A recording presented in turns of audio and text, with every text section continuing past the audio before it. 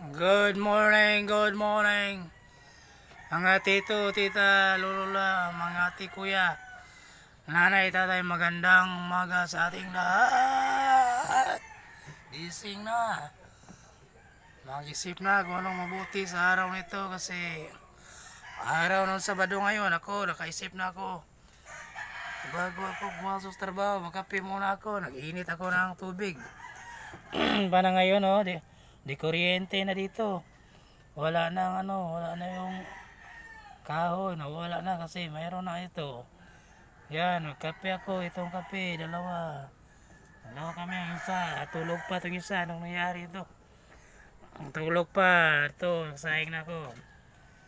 Ayan, niligpit ko na ang mga gamit dito sa bahay na ilisan, na plato, baso, kutsara, luwag, kaldero, at iba pa ay inis ko na ng maga ngayong umagang ito kasi para malinis, paggamitin, malinis na at maayos ng tingnan ngayong umagang ito. Tapos naghintay na lang ako mga boys, girls, ate, kuya, nanay, tatay, tito, tita, gising na.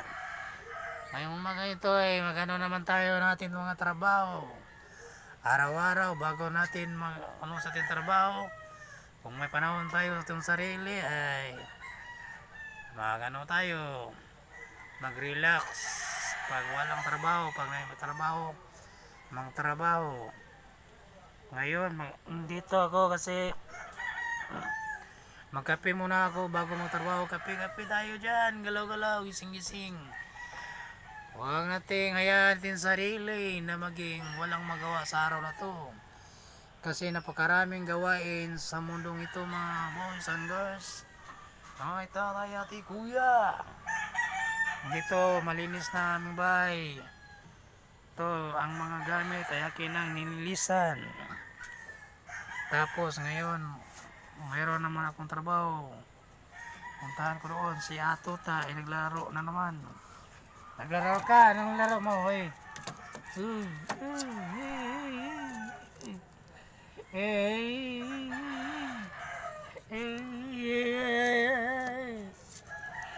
Si Tuta kasi ganyan, isa lang sa dito sa bahay.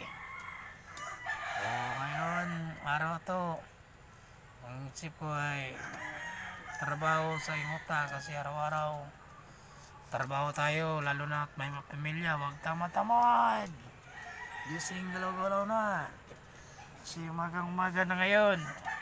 Umagang-umaga na ang dating nari ngayon mga lolo-lola. Kuya, dito na tayo, galaw na. Malapit nang mainit ang kape, magkape na ako ngayon. Kape tayo lahat. Kape. Saan man nabot aking video ay mga ka-subscribers, mga ka-FB, mabuhay tayong lahat. Tuloy-tuloy tayo sa ating paglalakbay hanggang tayo ay maging successful lahat. Thanks for watching.